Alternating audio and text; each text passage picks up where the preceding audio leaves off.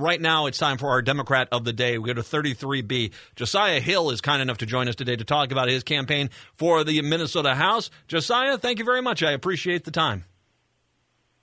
Hey, Matt. It's good to be with you guys. It's good to be with you as well. I was out in your district. I was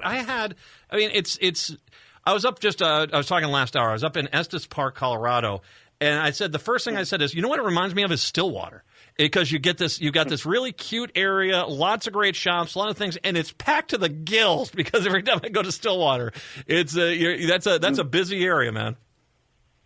Yeah, we're so thrilled to have that. We still call it the New Bridge over here because it eliminated that traffic jam that was constant in our downtown, and so we kind of feel like we got our downtown back a couple of years ago. So it's been great to revisit and reconnect with some of the great businesses down there. By the way, Wisconsin, anytime you want to start building on the other side, knock yourself out. Anyway, it is a little stark on the other side. All right, so for everyone out there, let's give them a little bit of a prepper course here. Who exactly is Josiah Hill? Sure. Well, I'm a lifelong Stillwater resident. I grew up here, and I'm so proud to serve as a teacher at my alma mater at Stillwater Area High School for the last approximately 20 years now. And, an opportunity to serve students and families there in this community that raised me and did so much for me growing up. And so I'm just really excited about where my career has taken me and where my life has taken me. My wife, Emily, and I just celebrated our 20th anniversary this past month. And we are raising our three daughters here in Stillwater. They are Emily, Cleo, and Quinn. They are 11, 7, and 6 years old, and they're our world. And, they're our constant reminder to Emily and I exactly why we decided to do this election, to run. This isn't about Emily and I. This isn't about me. This is about the future of Minnesota. And the kids are a constant and wonderful reminder of why this election is just so important. How exactly can you describe a little bit how 33B changed during the redistricting? Yeah, we can talk a little bit about that. So this is a seat that a lot of people here in our neck of the woods refer to as Shelley Christensen's seat. Shelley is a friend of mine. She was a teacher in the same department at Stillwater High School that I was a part of. And after she retired, she served 2 terms down in St. Paul at the Capitol. She decided to retire from lawmaking, and this seat changed a little bit as far as the boundaries go. It doesn't go quite as far south. So Bayport is the southern, the furthest southern point in this district. It does include Stillwater. It includes Stillwater Township, May Township, Marine, Scandia, and a sliver, about 15 or 20% of Forest Lake at the northern end. But it hugs the river pretty tight.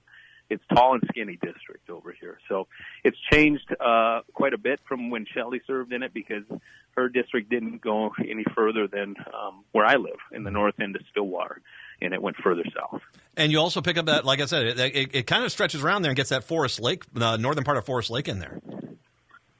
Yep, it's north, the part of Forest Lake that's north of the lake, north of Broadway, if you're familiar with that exit off of 35 there. Well, the US 8 exit. If you know the US 8 exit, you know Josiah's. That's it. It's in there for a little bit, but there it is. It goes around. It is Stillwater had the business model that I think a lot of the other eastern communities in the cities are trying to mimic. And you can't just create this. I mean, what Stillwater was able to do is realize they had the potential there with the cute historical element of it, the cultivating the creative businesses there. It really is the type of growth, as you talk about. You brought your family out there; they're living there. You can't really replicate it. A lot of people are going to try, and all my best. I hope they can.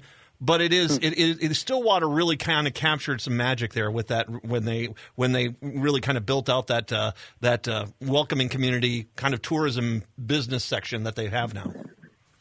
Well, and I think that was intentional, Matt, and I know that it's taken decades to realize that vision. And the mayor here in Stillwater is a guy I went to school with. We were classmates in high school. And he's got some very creative and amazing ideas to continue to move us forward, and just really excited and hopeful to serve in state government, to find ways to partner so that communities around this state can find their identity and put that on display. Minnesotans love that. Mm-hmm. And, it's a great opportunity that we find ourselves in to do just that, to strategically invest in our towns and our cities, to make sure that folks understand that we have beauty around every corner in this state. And we want to put that on display.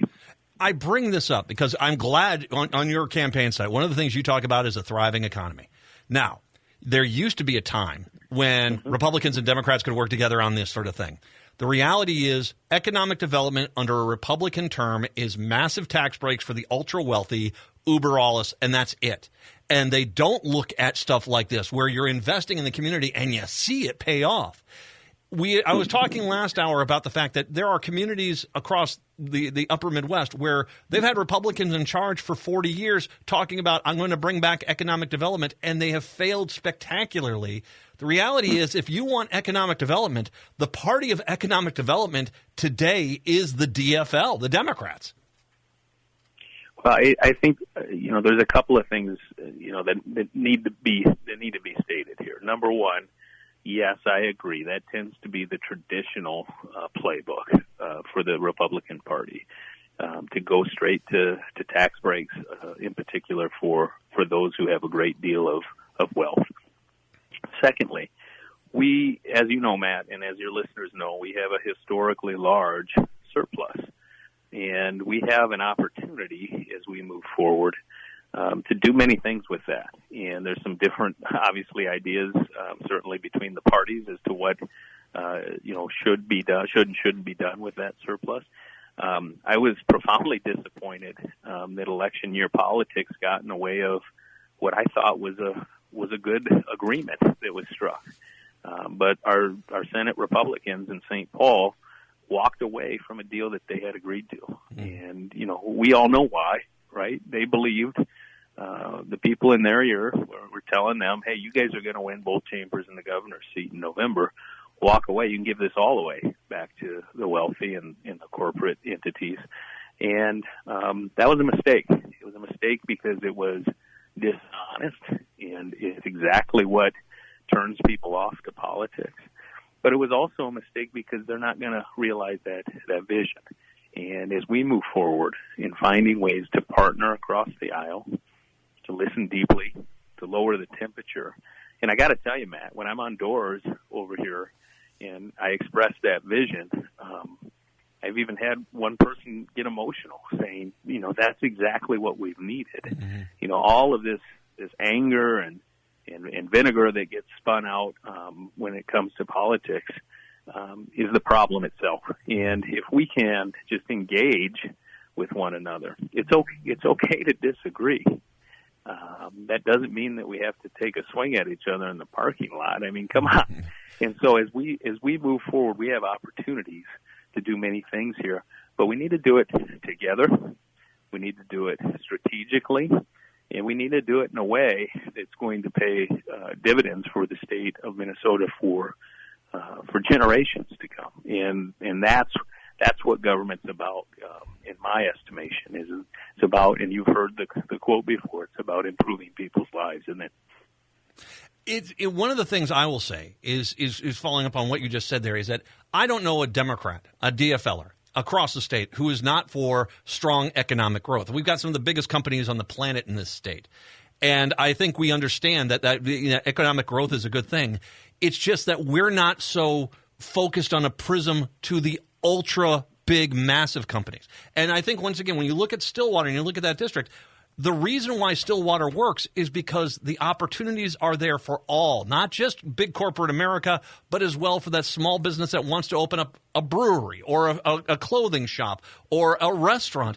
And I think that is why, like I said, when I look at the DFL prism on economics, that's where it works. It's not just favoring one small, minute group and then spending all your time vilifying the other side on false pretenses. It really is a full comprehensive plan of economic development? Well, I don't know anybody that can, with a straight face, tell me that our economy in Minnesota is failing right now. We came out of a pandemic. Many states limped, economically speaking, out of that pandemic. And here, you've heard me mention it several times, and and you'll hear it several more times. Here we have a historically large surplus. Mm-hmm. It's the largest surplus we've ever had in Minnesota.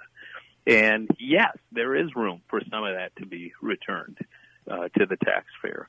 But we also know that you get what you pay for. And yes. If we look at what we prioritize in Minnesota, and it wasn't that long ago, it was around the time of my birth, late 70s into the early 80s, that, funding our schools wasn't a partisan issue.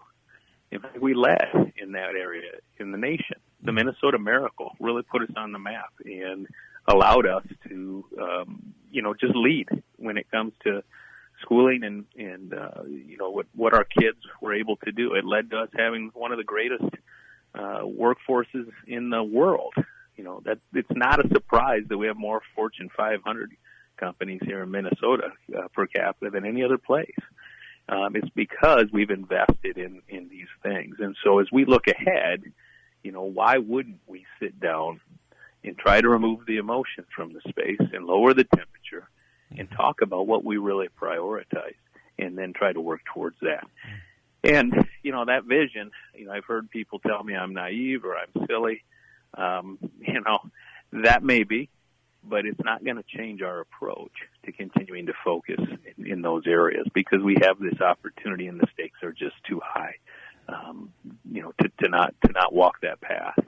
When it comes to other issues that we really stand for, I am an English teacher, and so I joke that I have to use a literary device out on the campaign trail. And, if you think like Sesame Street, this is brought to you by the letter E.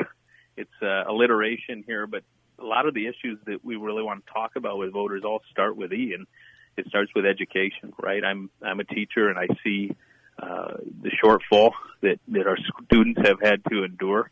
I've seen the challenges that our schools have had to put up with ever since the Pawlenty era when they didn't do right by funding our schools. We've never caught up. And so we have work to do to make sure that every child, regardless of, their zip code, regardless of their income, their identity, their race, their ethnicity, there's really no exceptions. Mm-hmm. Every child in Minnesota deserves a world-class education. Secondly, the environment. You touched on Stillwater a little bit. I have a reminder, if I drive 10 minutes over and down the hill, what Mondale and Nelson put together in protecting that riverway is a great reminder that we can't blink. We can't take our eye off the ball of environmental policy. It's just too important and too precious. Minnesotans for generations to come deserve clean water, air, and soil. We deserve a state that leads in taking the climate crisis head on. Not only is that the right thing to do for the environment, but economically, it allows for us to pivot into this green economy. We can go carbon free on our grid a lot faster than the targets that have been set if we decide to. It's cheaper now to produce wind and solar energy than it is to burn coal. And so, we need to move on and lead in Minnesota as we do in so many other areas. Elections, another E word. We need elections that are fair and open. We don't have fraud in our elections in Minnesota. We lead the country time and time again in turnout. And we need to make sure that everybody has, convenient access to the polls. Every Minnesotan should have their voice heard. And anyone that's trying to reduce the number of people having their voice heard, I got to seriously question that and what their motivations are. Equality and equity, we have work to do here. It's embarrassing to me, Matt, that we don't have an equal rights amendment in our state constitution.